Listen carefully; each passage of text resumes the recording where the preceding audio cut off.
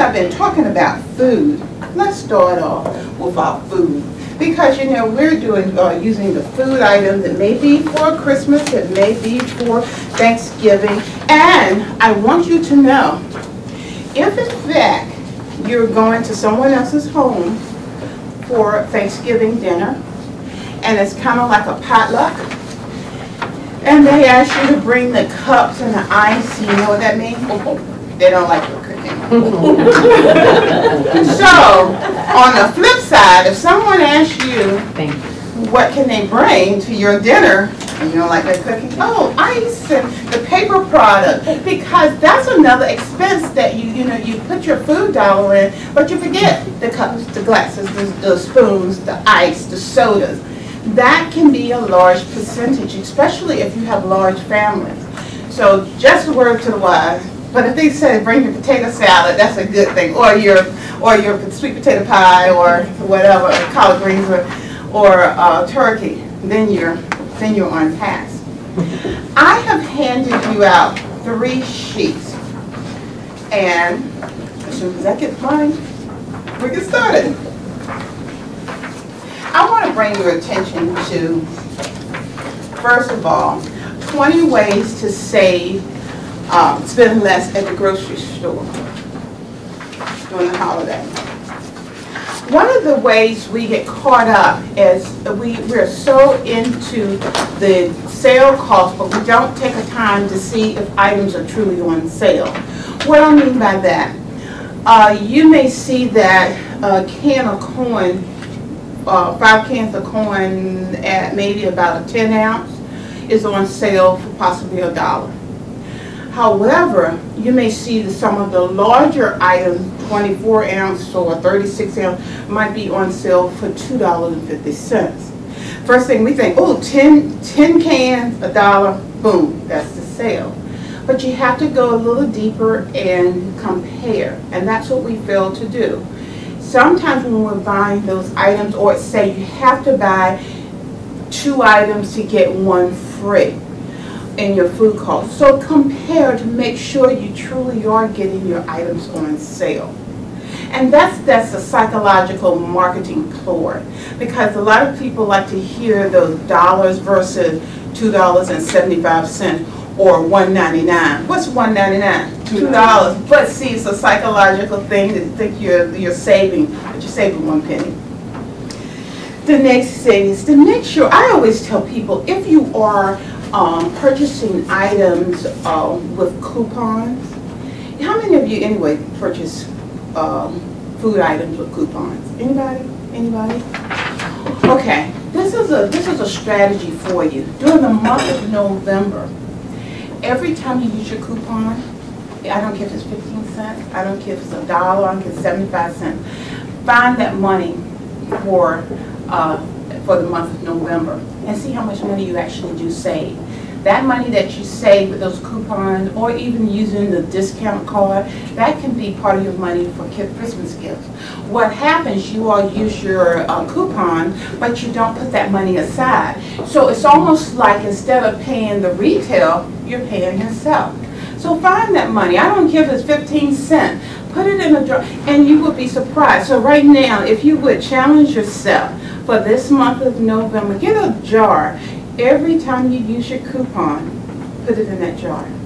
And if it goes well for the month of November, try it for the month of December. You like it, keep it going. And the important thing, if you really like it the first of the year, don't spend the money in the jar and see what happens in 6 months. You will probably be very proud of yourself, very proud. Some other ways of saving money is purchasing the foods that are in season.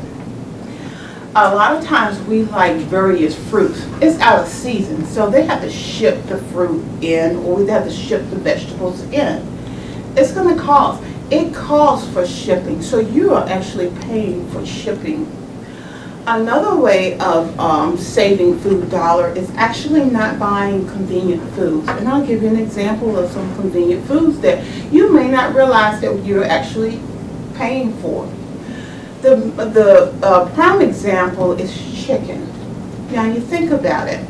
How many of you actually buy whole chicken and cut it up and use it?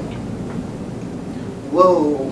How many of you actually buy the chicken already cut up and use it? That's one. How many of you buy the skinless chicken?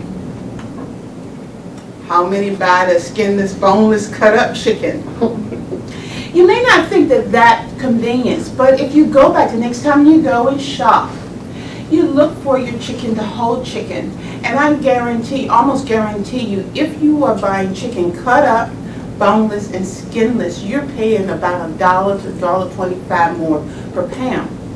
And people say, well, my family only like certain parts of the chicken. What I say then, go ahead, cut that up for what you normally use, and the other part of the chicken, you can either boil it or bake it. You can use that in chicken casserole, you can use it in chicken salad, you can use it in chicken soup, stretching the food dollar for the chicken that you don't like. You will also, as I stated, save about $1 to $1.50 per pound.